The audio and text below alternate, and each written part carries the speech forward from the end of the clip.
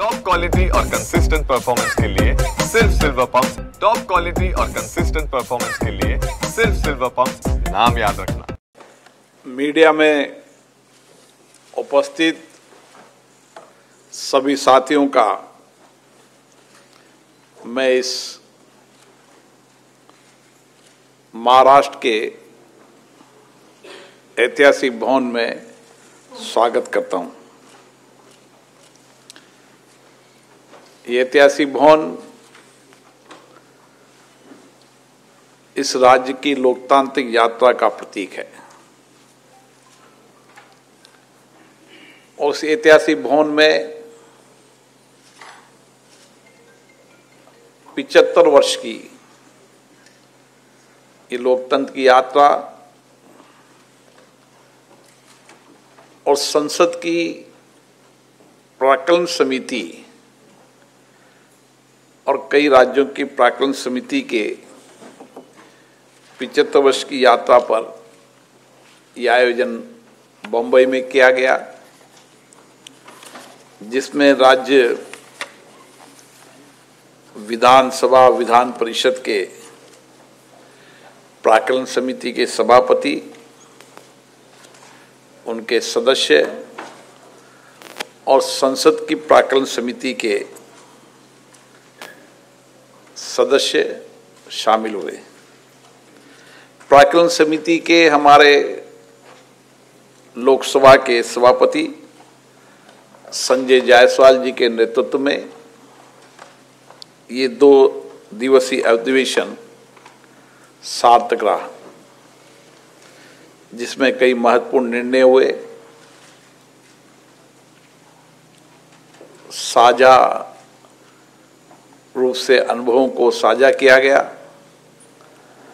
और राज्य और संसद दोनों समितियों का संस्थागत रूप से किस तरीके से हम प्रभावी कार्यक्रम बना सकें, इसके लिए विचार विमर्श हुआ। लोकसभा में यह समिति 1950 से अस्तित्व में आई और इस समिति का उद्देश्य वित्तीय अनुशासन, प्रशासनिक सुधार, सरकारी खर्चों में मितव्ययता और जिस मद के लिए बजट में आवंटन किया है उसकी समीक्षा और उस बजट के सामाजिक आर्थिक कल्याण का मूल्यांकन इस समिति का मेन उद्देश्य है। राज्यों में भी कमोबेश इसी तरह का कार्यक्रम समितियों का रहता है। लोकसभा की प्राक्कलन समिति ने इस 75 वर्ष की यात्रा में 1000 से अधिक प्रतिवेदन प्रस्तुत किए। विशेष रूप से संसद की समिति ने प्रशासनिक सुधार और सरकारी दक्षता के लिए महत्वपूर्ण काम किए। कुछ महत्वपूर्ण निर्णय, फैसले, ऐतिहासिक फैसले भी हुए। उसमें रेल गेज नीति, जलवायु परिवर्तन, गंगा पुनरुद्धार, भारतमाला, एम्स, खेलो इंडिया और ईवी नीति जैसे कई सिफारिश की गई और लोकसभा और राज्यसभा की प्राक्कलन समिति जो सिफारिश करती है उस सिफारिश में लोकसभा में कई राज्यों में 97% सिफारिशें सरकार ने मानी। आने वाले समय में इन सिफारिशों को हम और नीतिगत रूप से बेहतरीन बनाएं, इनकी कार्यकुशल समिति की और बेहतर हो, संसद सदस्य और विधानसभा सदस्यों की कार्यदक्षता में और बेहतरीन दक्षता हो। टेक्नोलॉजी के युग के अंदर किस तरीके से टेक्नोलॉजी का उपयोग कर हम राज्य और केंद्र में वित्तीय पारदर्शिता, जवाबदेही, शासन में पारदर्शिता और उत्तरदायित्व के साथ काम कर सके। इस 2 दिवसीय सम्मेलन में प्रशासन में दक्षता और मित्रता और बजट अनुमानों के प्रभावी निगरानी ये विषय इस 2 सम्मेलन में हुआ। 23 राज्यों और केंद्र शासित प्रदेशों के 109 प्रतिनिधियों ने भाग लिया और भारत की संसद के 22 संसद सदस्यों ने भी इस प्रकरण समिति में भाग लिया। इस सम्मेलन के उद्घाटन समारोह में राज्य के मुख्यमंत्री, उप मुख्यमंत्री इस सम्मेलन में आए। समापन में महामहिम राज्यपाल CP राधाकृष्णन जी ने इस सम्मेलन को संबोधित किया। हम उन सभी का आभार प्रकट करते हैं। 2 दिवसीय सम्मेलन के अंदर लोकसभा सचिवालय, राज्य विधानसभा सचिवालयों ने मिलकर इसकी में सहयोग किया और सभापति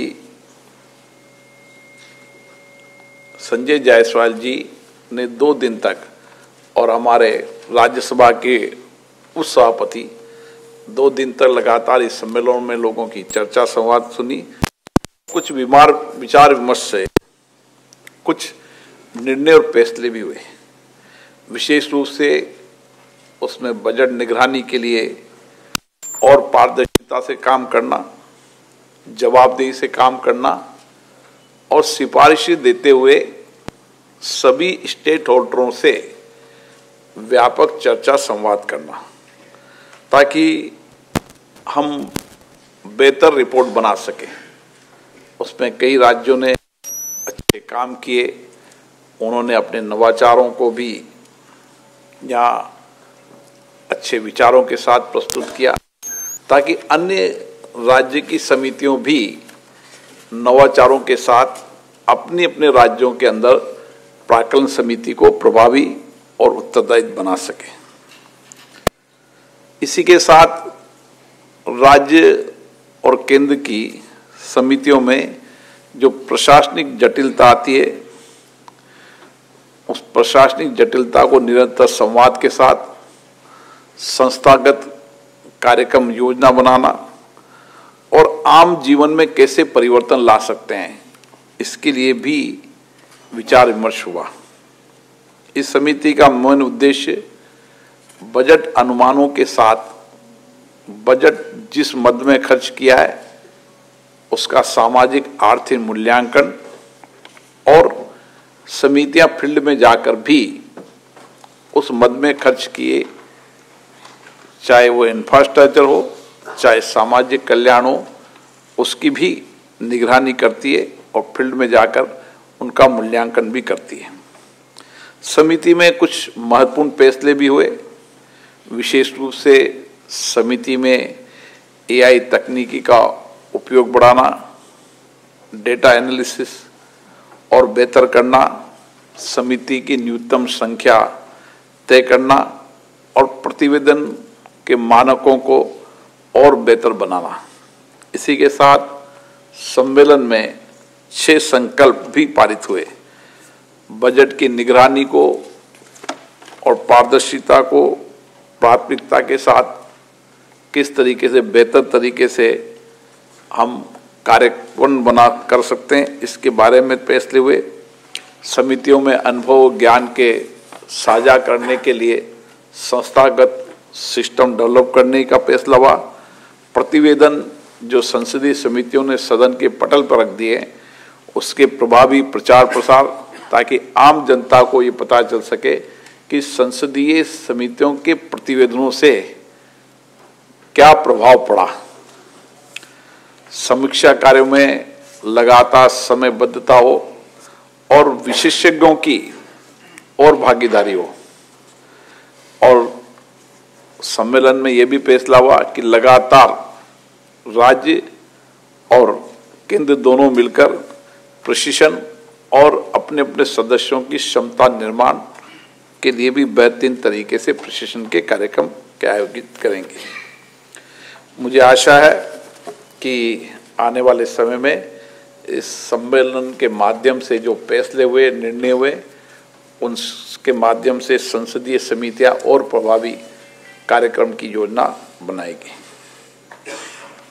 विशेष रूप से ब्रिक्स सम्मेलन, 11वां ब्रिक्स सम्मेलन अभी हुआ था। उस ब्रिक्स सम्मेलन में की अध्यक्षता ब्राजील ने की थी।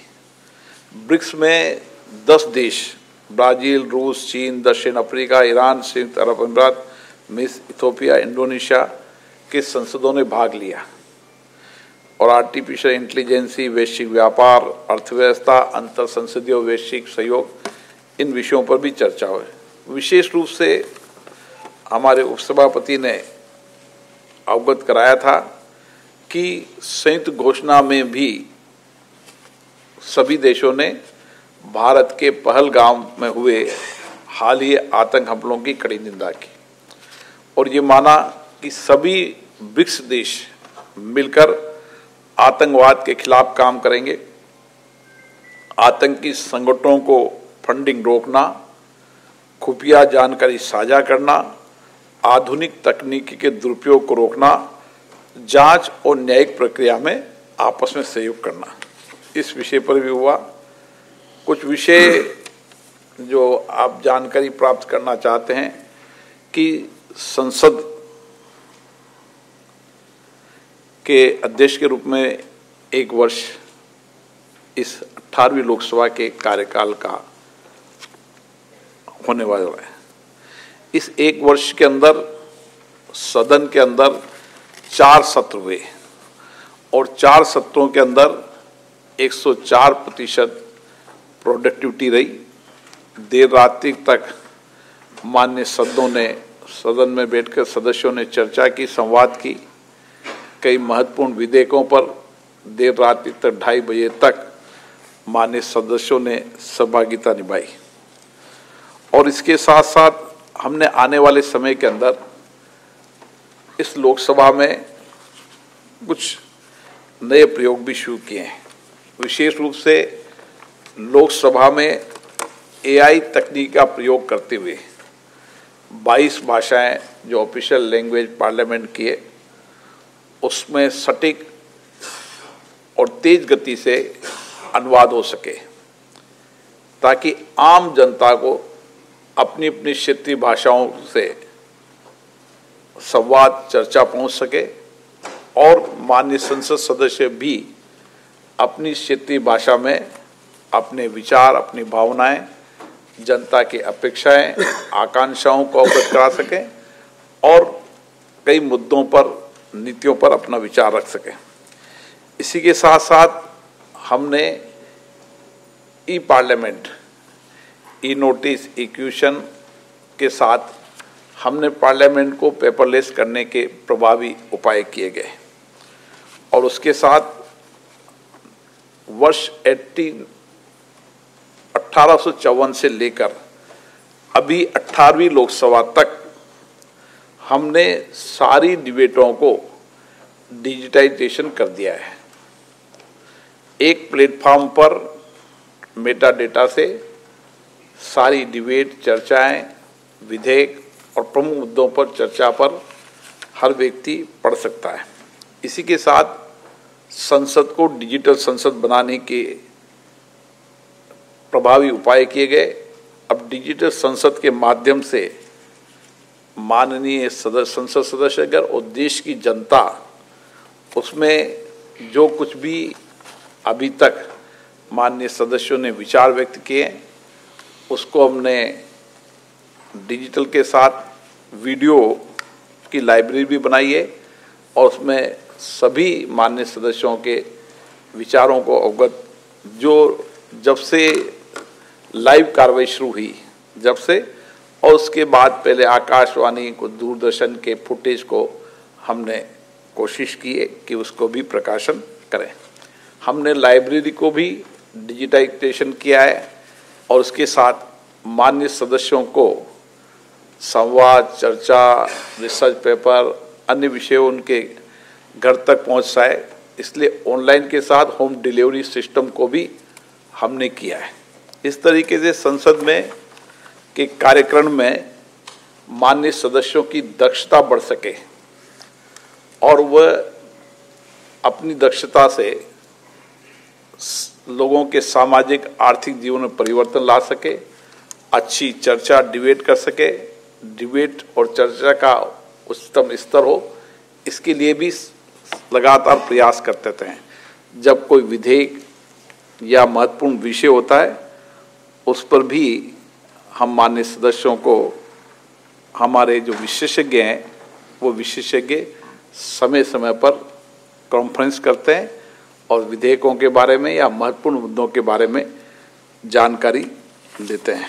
इस तरीके से कई नवीनतम प्रयोग किए हैं, जिसमें विशेष रूप से डिजिटल उपस्थिति। आने वाले समय के अंदर हम सभी कामों को डिजिटाइज करने और पेपरलेस की तरफ बढ़ चुके हैं, चाहे बजट हो, चाहे अन्य पेपर हो, और सभी पेपरों को भी हम 22 भाषाओं के अंदर माननीय सदस्यों को उपलब्ध कराएं।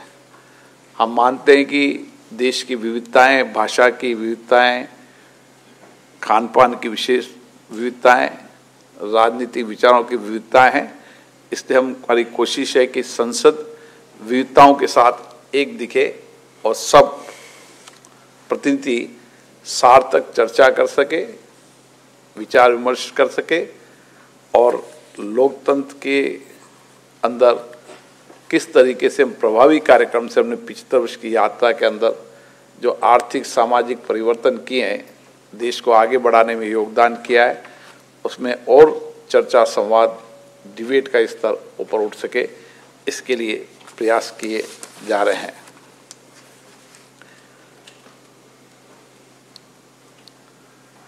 मैं इस विषय पर मैं चाहूँगा कि कुछ डिप्टी चेयरमैन राज्यसभा बताएं और हमारे संजय जायसवाल जी बताएं। बस एक बार विशेष रूप से कहना चाहता हूं कि इस सम्मेलन आयोजित करने के लिए मैं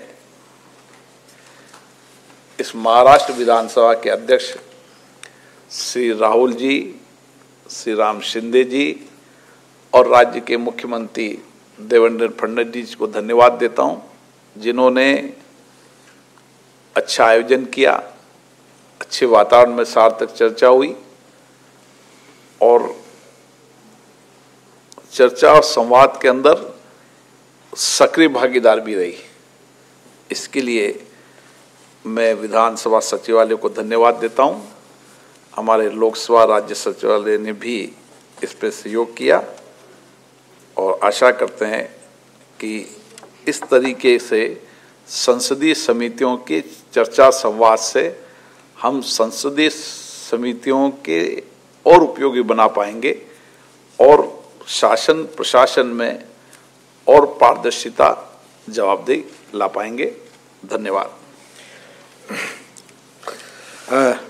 धन्यवाद आदरणीय अध्यक्ष जी। महज एक चीज मैं जोड़ना चाहूंगा।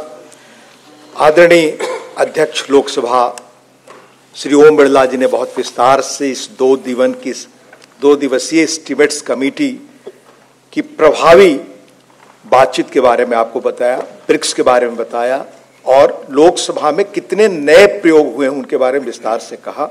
महज एक सूचना, इस बार ब्रिक्स की अध्यक्षता ब्राजील की राजधानी ब्रासिलिया में ब्राजील ने भारत को सौंपी और हमारे आदरणीय लोकसभा अध्यक्ष माननीय ओम बिरला जी 2025-26 के ब्रिक्स संसदीय देशों का दायित्व भी उनके कंधे पर आया।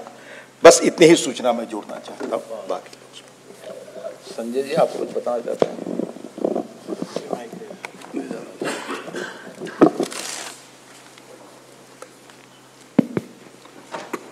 माननीय अध्यक्ष लोकसभा के मार्गदर्शन में यह पूरे कार्यक्रम को हमने आयोजित किया।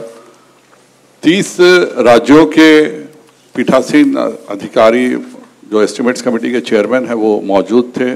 सभी राज्यों से रिप्रेजेंटेशन था।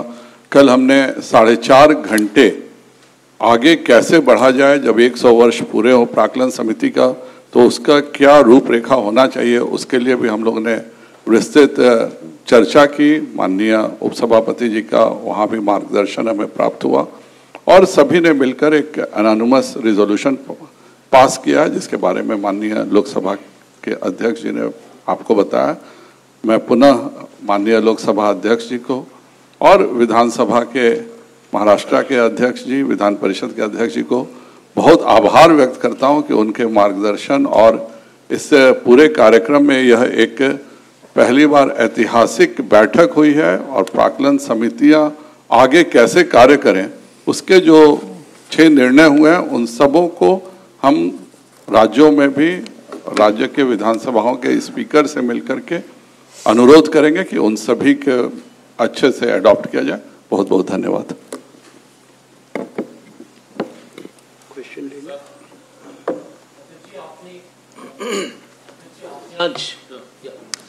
आपने भाषण में आज कहा है कि कोई समिति सरकार के खिलाफ काम नहीं करता है और सरकार के परामर्श देने का काम करता है, लेकिन सर इसके बावजूद भी अध्यक्ष जी हम देखते हैं कि कई स्टेटों में, अगर मैं गलत नहीं हूं तो कुछ स्टेटों में इवन 15% रेट है जो रिकमेंडेशन को एक्सेप्ट करने का।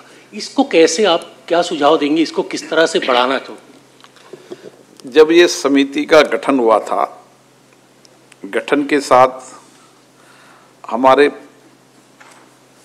प्रथम लोकसभा स्पीकर मालुंकन साहब ने ये विचार व्यक्त किया था कि संसदीय समितियां सरकार के आलोचकों के रूप में काम नहीं करती, उनको सुझाव के रूप में, और क्योंकि लोकतंत्र के अंदर जनप्रतिनिधि जनता की भावनाएं, आशाओं, अपेक्षाओं को समझते हैं, उनका जमीनी स्तर पर अनुभव रहता है, इसलिए संसदीय समितियों के अंदर हमें अगर कार्यपालिका में पारदर्शिता लानी पड़ेगी, जवाबदेही लानी पड़ेगी, वित्तीय अनुशासन लाना पड़ेगा, उसकी प्रहरी के रूप में काम करना पड़ेगा, बजट के अनुमानों का आकलन करना पड़ेगा, तो लोकतंत्र में शासन करने का काम जनप्रतिनिधियों होता है और संसदीय समितियां मिनी पार्लियामेंट के रूप में काम करती हैं। आपने कहा कि कई राज्यों की कमेटियों के अंदर सुझावों की प्रतिशत को कम अमल में लाया जाता है या एग्जीक्यूशन में देरी होती है। इस सम्मेलन में भी इसकी चर्चा हुई कि हम जो कमेटी की सिफारिश दें तो स्टेक होल्डरों से चर्चा करें, विशेषज्ञों से चर्चा करें और सरकारी अधिकारियों से साक्ष्य लेने का भी प्रावधान होता है। तब हमारी कमेटी की जो रिपोर्ट बने वो मानकों के आधार पर बने, और संसद की कमेटी हो चाहे राज्य की कमेटी हो, उन्होंने एक अच्छे सुझाव दिए, उससे सुझाव से प्रशासनिक दक्षता में सुधार हुआ है, वित्त मित्रता रुकी है और लोगों के कल्याणकारी योजनाओं की नीतियों और कार्यक्रमों को जहां उसका लाभ मिल रहा है उसका मेंशन किया है, और जिन लोग कल्याण की नीतियों के धन खर्च किया है और सामाजिक आर्थिक परिवर्तन ठीक से नहीं उसके बारे में भी सुझाव देने का काम है।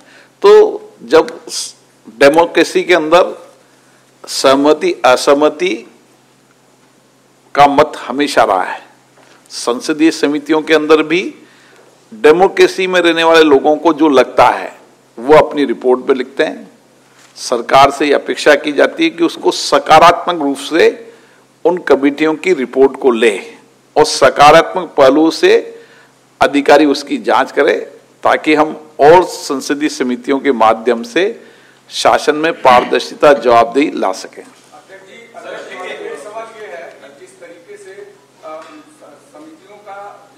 कई सारे अलग अलग पार्टियों के लोगों का उसमें सम्मेलन होता है, तो उसमें आरोप प्रत्यारोप कई बार सामने आते हैं। बाहर निकल के अंदर अगर कोई कमेटी के भीतर कुछ चीजों पर डिस्कशन हुआ है तो उसको बाहर आरोप प्रत्यारोप के तौर पर जो लेके जाते हैं, इससे आप, चूंकि आप जिस पोजीशन पे हैं, उसे आप कैसे देखते हैं?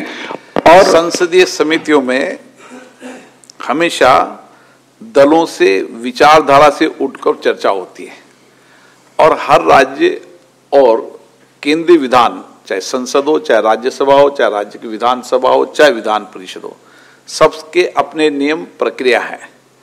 संसद में नियम प्रक्रिया है कि संसदीय समिति की चर्चा को आप सदन के बाहर मीडिया से बात नहीं करेंगे, उन संसदीय समितियों को चर्चाओं का अवगत नहीं कराएंगे। ये हमारी नियमों पालना में है। और जब संसदीय समिति में चर्चा होती, लोकतंत्र की ताकत की सहमति भी असहमति भी हो, विचारों की भिन्नता, विचारों का दृष्टिकोण, अलग अलग दृष्टिकोण आएगा, तभी तो रिपोर्ट ठीक बनेगी। इसलिए अलग अलग दृष्टिकोण हमेशा भारत के लोकतंत्र प्रक्रिया में है और ये रहना ही चाहिए, यही भारत के लोकतंत्र की ताकत है। लेकिन उन दृष्टिकोण विचारों को हमने व्यक्त किया, जहां सर्वसम्मति बनी उनको रिपोर्ट में अडॉप्ट किया, जिन्होंने असहमति दर्ज कराई वो अपनी असहमति दर्ज कराकर और रिपोर्ट को पेश करते हैं। ये प्रक्रिया है।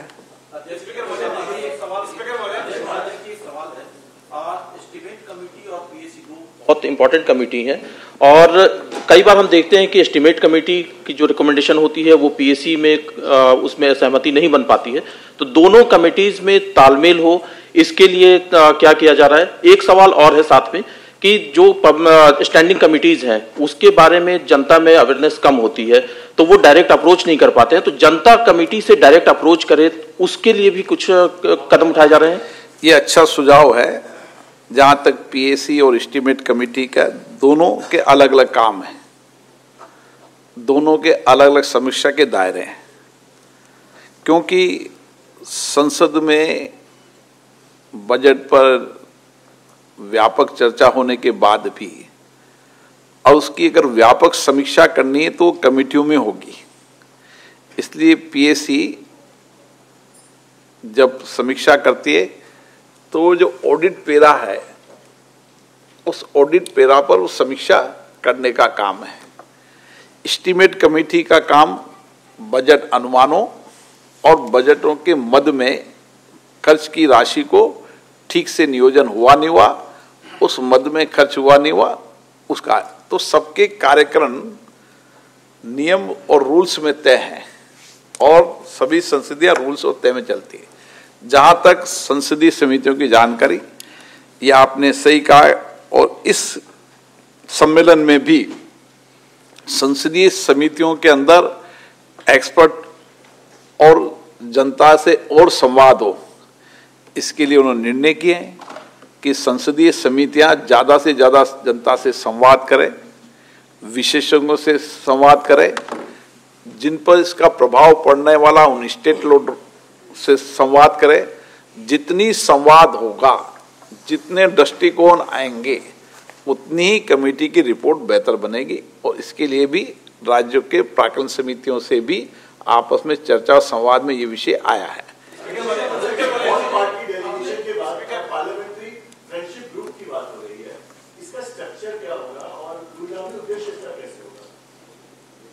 अभी इस पर चर्चा चल रही है कि अलग अलग देशों की संसदों में हम जाते हैं तो वहाँ के स्पीकर्स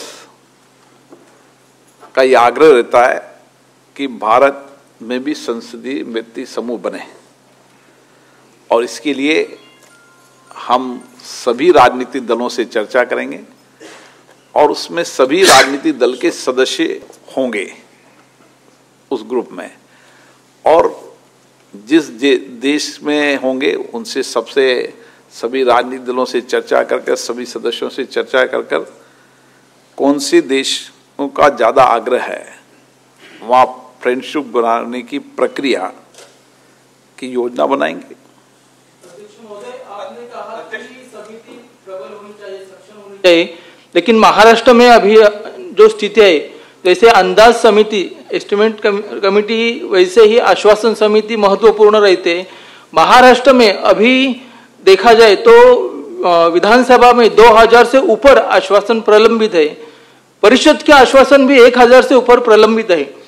नियम तो ये है कि 90 दिन में उसका सॉल्यूशन निकालना चाहिए। आश्वासन कमेटी काम करती रहती है। सिर्फ सर पूरा करता हूं मैं क्वेश्चन। पूरा मैंने समझ लिया आप क्या बोलना चाहते हो। 25 साल से ये प्रलंबित है सर, तो ये मैं महाराष्ट्र का ही नहीं बात कर रहा हूं, ये राज्यों में ऐसा हो सकता सभी राज्यों के अंदर आश्वासन कमेटी के अंदर पेंडेंसी बहुत है और इसके लिए भी हम प्रयास करेंगे कि सभी राज्यों की आश्वासन समिति और संसद की आश्वासन समिति दोनों समितियां मिलकर किस तरीके से आश्वासनों को तय समय पर इसका निपटारा हो, निश्चित रूप से इसके लिए और प्रयास करेंगे। एक सवाल है मेरा ये कि आजकल लोक कल्याणकारी योजनाओं पे लोक लुभावनी योजना भारी पड़ रही है और हर चुनाव में ये बढ़ती जा रही है। ये एक वित्तीय अनियमितता है या नहीं? अगर है तो आपकी प्राक्कलन समिति आगे जाके इसमें क्या करने वाली है? ऐसे ये राज्य सरकारों का कार्यक्रम का हिस्सा है, लेकिन व्यक्तिगत रूप से मेरा मत है कि राज्य को लोक कल्याणकारी भी होना चाहिए। राज्य लोक मत के हो, लोक के कल्याण के हो, लोगों को बेस्ट डिलीवरी दे, इसलिए लोक कल्याण भी राज्य का महत्वपूर्ण विषय होता है।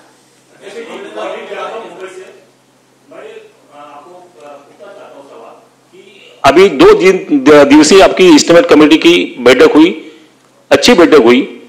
मेरा सवाल यह है कि अगर एस्टीमेट कमेटी में कोई संदेह होता है तो उसका पर्याप्त क्या हो सकता है? देखिए, चर्चा, संवाद और दृष्टिकोणों के अंदर कुछ विचारों में जो सहमति बनती है उसको निर्णय में लेना। आप जो कहना चाहते हैं वो राज्यों के विषय रहते हैं और राज्य के विषयों की स्वायत्तता है। हर राज्य की विधानसभा या लोकसभा या राज्यसभा, सभी विधानमंडलों की अपनी अपनी स्वायत्तता होती है, उनकी अपनी अपनी नियम प्रक्रिया होती है और उन नियम प्रक्रियाओं परंपराओं से उनके विधानमंडल चलते हैं और संसदीय समितियां भी उनकी नियम प्रक्रियाओं से चलती है। चले देखने को मिलती है, ऐसे में जो है नागरिक के जो सवाल है, जनता के जो सवाल है वो छूटते नहीं है और जो समय है वो बर्बाद भी होता है। तो इसके लिए क्या आप नए इसके लिए जो समय बर्बाद होता है, जो प्रश्न नहीं नागरिकों के, जनता के जो सवाल होते हैं उसके ऊपर में कोई चर्चा ज्यादा नहीं होती और आए दिन सभी सभागृह जो अलग अलग जो सभागृह उसमें लड़ाइयां देखने को मिलती है, समय वेस्ट होता है। संसद और राज्य विधानसभाओं के अंदर प्रश्नकाल का अपना समय तय होता है। कहीं प्रश्नकाल का समय होता है, काल अटेंशन होता है, कहीं 0 आवर होता है, कहीं पर्ची का सिस्टम होता है। मैंने आपको बताया कि हर राज्य के विधानमंडल अपनी अपनी स्वायत्तता है, अपनी अपनी नियम प्रक्रियाएं, परंपराएं हैं, उनसे सदन चलता है। जनता के जहाँ तक सवाल है, जनप्रतिनिधियों को इसलिए भेजा जाता है कि वो जनता की अपेक्षाएं, आकांक्षाएं, उनकी कठिनाइयाँ, उनकी चुनौतियों को सदन में रखे और सदन में चर्चा के भाग ले। और वो जो नियम प्रक्रिया है उस राज्य की, उस नियम प्रक्रियाओं के तहत सभी को पर्याप्त समय, पर्याप्त अवसर राज्य की विधानसभा में मिलता है, लोकसभा, राज्यसभा में मिलता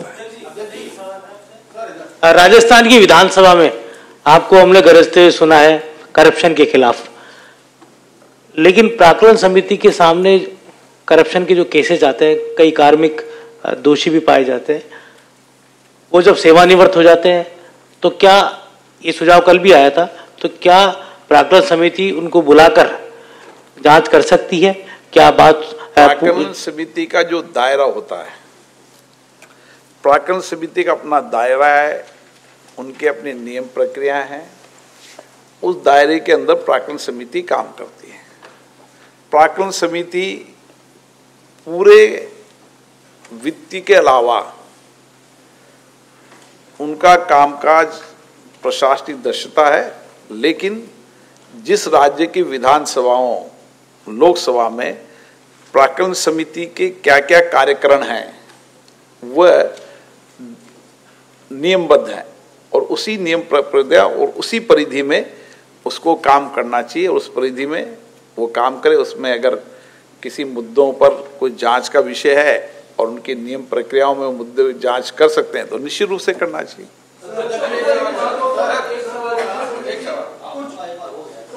एक व्यक्ति एक सवाल। नमस्कार। अंतिम सवाल तो समिति का कुछ प्रोटोकॉल करेंगे क्या? अगर कोई समिति फील्ड पर जाते हैं तो जैसे कि वो गवर्नमेंट के गेस्ट हाउस में रहे, प्राइवेट बाबा साहब अंबेडकर ने कहा है, सदन या संस्था की विशेषता व्यक्ति पर निर्भर करती है। इसलिए ये हम सब प्रयास करना चाहिए कि जनप्रतिनिधि ईमानदारी से काम करे, उनकी कार्यकुशलता बेहतर हो और एक अच्छे जनप्रतिनिधि किसी संगठन की दक्षता में भी सुधार लाते हैं और विशेषता प्रामाणिकता में भी सुधार लाते हैं। इसलिए मेरा मानना है कि किसी संगठन में काम करने वाले कर्मचारी या जनप्रतिनिधियों के चरित्र पर भी उस संगठन की दक्षता और कार्यकुशलता बहुत निर्भर करती है। चलो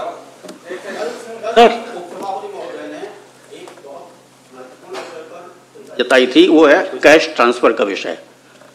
ये और बताया कि 14 अलग अलग राज्यों में इस तरह की घोषणाएं की गई जो बजट में शायद उनका प्रावधान ही नहीं था। क्या भविष्य में कभी राज्यसभा या लोकसभा में इस विषय पर खुलकर चर्चा हो सकती है? राज्य सरकारों को अपने बजट बनाने का अधिकार उनका है, ये राज्य सरकारों का अधिकार है। ये प्राक्कलन समिति या विधानमंडल का अधिकार नहीं है कि कौन सा बजट में क्या लें। कई राज्य सरकारें बजट के पूर्व अपने जनप्रतिनिधि से, स्टेक होल्डरों से चर्चा करती, ये भी परंपरा है, लेकिन बजट बनाने का अधिकार राज्य सरकारों का है। बजट बनाने के एस्टीमेट और उसमें होने वाले मद के व्यय की समीक्षा करने का काम प्राक्कलन समिति का है, लेकिन किस बजट में कितना बजट का खर्चा होना चाहिए ये काम राज्य सरकार का है, ये विधानमंडलों का नहीं रहता। नमस्कार।